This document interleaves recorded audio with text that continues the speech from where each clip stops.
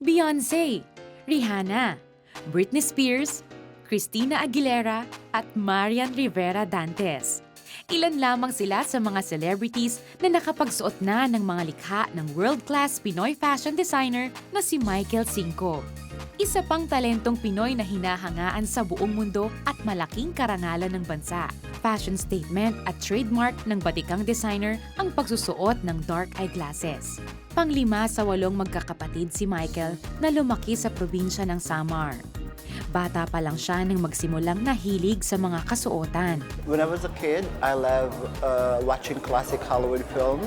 I love watching films that has beautiful costumes. And I wish at the time na ako ang gagawa ng mga damit nila. And it really inspired me to be a fashion designer. When I was a kid, ako nang nagde-design ng mga damit ng mga sisters ko, ng mom ko, at saka ng mga classmates ko. Fine arts ang unang kurso ni Michael sa kolehiyo. Hindi nagtagal. Dahil sa talagang hilig at pagiging malikhain sa pagdidisenyo ay ibinaling ang sarili sa kursong fashion designing. Nang makatapos ay nagsimula siyang magtrabaho sa mga fashion houses sa Maynila. Dahil sa udyok ng mga kaibigan ay naingganyong mangibang bansa. Sa United Arab Emirates o UAE siya napadpad at doon ay nakapagtrabaho sa isa sa mga pinakamalaking fashion house sa Dubai. I found out that the designs here in Dubai is really the one that I really wanted from the beginning because my design aesthetics is more on haute couture.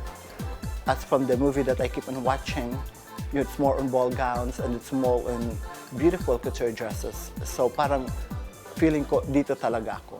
Subalit hindi naging madali ang pinagdaanan ni Michael sa mundo ng fashion industry. I was criticized, I was rejected, I almost gave up. I was depressed and I was down. But until I found my faith and confidence in God, hindi ako sumuko. So pinagpatuloy ko ang challenges sa life. Nagpatuloy si Michael sa pagdidisenyo hanggang sa nakilala at nakagawa na ng mga kasuotan ng royal family at mga sikat na celebrity sa loob ng Middle East. Matapos ang 6 na taon sa Dubai, nagpakadalubhasa naman siya at nag-aral ng fashion designing sa Paris at London. Taong 2003 nang bumalik siya sa Dubai at doon nag-open ng sariling fashion house. Ang malaking break na nangyari kay Michael ay nang mapabilang siya sa sikat na TV program na America's Next Top Model. Doon nakita ng mga stylist at designer sa Hollywood ang kanyang mga obrang kasuotan. Dahil dito, lalong namayagpag ang pangalang Michael Cinco. I also created clothes for Britney Spears and Lady Gaga, Christina Aguilera, Beyoncé, Rihanna. Doon na nag-umpisa at marami pang iba. Maraming gantimpala at pagkilalang natanggap si Michael. Gaya ng People's Choice Award sa Dubai Fashion Week 2010, nominated as Best Designer sa Graja Style Awards, at taong 2011, hinirang siyang finalist bilang Breakthrough Designer ng WGSN Global Fashion Awards. Dahil sa patuloy niyang pamamayagpag sa fashion industry sa iba't ibang panig ng daigdig, kamakailan ay ginawaran siya ng Pamana ng Pilipino Award ng Pangulong Aquino dahil sa katangi-tanging husay at galing na ipinamalas niya bilang isang overseas Filipino. The feeling was so unreal and it's something like doon ko na na-realize na it's all God's will na lahat ng mga pangarap mo matutupad if you have faith in Him. Isa pang karangalan ni Michael na mapabilang sa kasalang Ding Dong Dantes at Marian Rivera. I'm so honored. It's something like I'm so happy because I never know that she liked my works and she's a fan of my designs.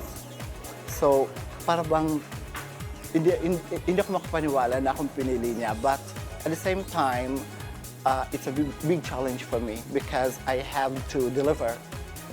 People are expecting a beautiful dress for her. So, kailangan pagandahin siya.